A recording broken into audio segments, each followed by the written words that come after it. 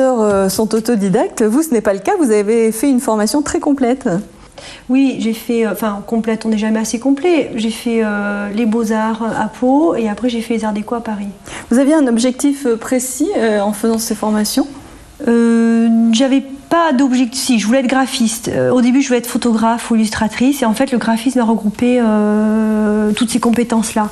Donc j'ai fait du graphisme, mais voilà, bon, après je me suis ouvert à autre chose. Alors côté graphisme, quelles sont les réalisations que vous avez été amenée à faire ?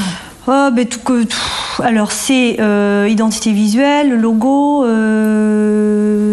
des illustrations, tout d'illustrations, jeux, tout ce qu'on demande pour un boulot de graphisme, quoi. Des étiquettes de vin, des aussi, étiquettes dans la de région. vin, oui, ça c'est sûr, Ouais. plaquettes, mais voilà, tout ce qui est identité visuelle, logo, affiche. Voilà, tout ce qu'un graphiste doit faire en fait, tout ce que de répondre à une demande. Comment est-ce que vous travaillez généralement ? Je travaille par intuition, souvent ça m'arrive par ras-le-bol, par vouloir dire un message sur ce qui se passe autour de nous, sur l'environnement, sur le retour à l'euro, sur des choses qui nous diverses et variées. Oui, voilà, c'est ce qui se passe autour de nous, quoi. Bien sûr. Et puis il y a eu la série des chaises. Alors comment cette histoire a-t-elle commencé ? Alors en fait, les chaises, je suis tombée amoureuse de chaises et ça depuis toujours. Et puis je me suis mise à coller dessus parce que je voulais pas sortir de la 2 dimensions pour passer à la 3D. Et j'ai commencé à coller et à faire des environnements. Après, j'ai des gens qui sont venus me voir, qui m'ont demandé, qui m'ont raconté leur histoire. Et en fonction de leur histoire, je les ai mis sur leurs chaises. Donc c'est des messages de tous ces gens-là que je mets sur les chaises. Voilà. Donc soit des chaises que vous chinez, soit des chaises qui sont apportées. Voilà, donc soit c'est des gens qui m'amènent leurs chaises, et donc je leur rends au bout d'un certain temps avec ce qu'ils ont voulu dessus, ce qu'ils m'ont raconté, leur message, ou bien c'est des chaises dont je tombe amoureuse parce qu'elles sont belles, elles sont toutes seules, ou elles sont dans les poubelles, ou elles sont égarées, et dans ces cas-là, je les récupère et je les retravaille, voilà. Aujourd'hui, il y a 100 chaises qui sont sorties de l'atelier, c'est impressionnant, et chacune donc a son histoire. Vous avez des exemples à nous donner ? Alors j'en ai beaucoup trop, alors il va falloir se limiter. Oui, on va pas faire les 100 aujourd'hui. Alors j'ai la chaise Prie-Dieu, qui tenait en fait une chaise, donc c'est un Prie-Dieu que j'ai trouvé dans une décharge, et j'aime beaucoup les Prie-Dieu parce que justement c'est un lieu, elles viennent de lieux très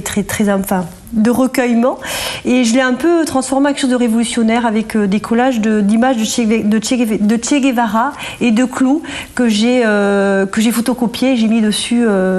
C'est ma chaise Prie-Dieu qui passe pas forcément bien. Les gens sont un peu effrayés par cette chaise, mais elle me va très bien. Dérange un peu. Voilà. Ouais. Et souvent il y a une peinture qui va avec la chaise. Oui, alors en fait, j'ai du mal à quitter mes chaises parce que c'est une histoire qui s'est passée entre nous pendant un certain temps. Et donc, je fais une peinture souvenir qui retrace la technique, la matière. Et puis, il me reste encore plein de papier entre les mains. Donc, je remets sur ces peintures qui, des fois, partent avec. Donc, je suis encore plus malheureuse. Mais souvent, je les garde, ça m'arrive. Ou je les vends. Voilà. Bon, où est-ce qu'on peut voir vos créations, Geneviève ? Alors, j'ai 3... pour l'instant, il y a la galerie Olala qui, de temps en temps, récupère des peintures, mais des peintures aussi collectives que je fais. Il y a aussi la boutique Agapi, rue Guéret à Bordeaux, où il y a à l'ombre des vagues, c'est à Carcan. Voilà. Et puis vous avez un site internet, donc on peut vous joindre bien sûr directement. Alors quels sont les projets et qu'est-ce qui vous tient à cœur actuellement ? Continuer à travailler, à réfléchir et à produire au niveau de cette réflexion autour de l'environnement, du papier, des collages. Exposer, mais dans des conditions dans lesquelles je peux présenter ces projets-là de réflexion autour de l'environnement et puis générer des rencontres d'artistes par le biais d'ateliers. Pourquoi pas transmettre la technique de ces collages et de ces peintures sur chaise, ou bien transmettre une technique de production autour du papier. Voilà. Très bien. Merci Geneviève. Oui, merci. Et tout de suite, on passe à l'agenda. L'association Pétronille vous propose de revisiter les plus beaux sites gréco-romains comme l'Acropole, Delphes,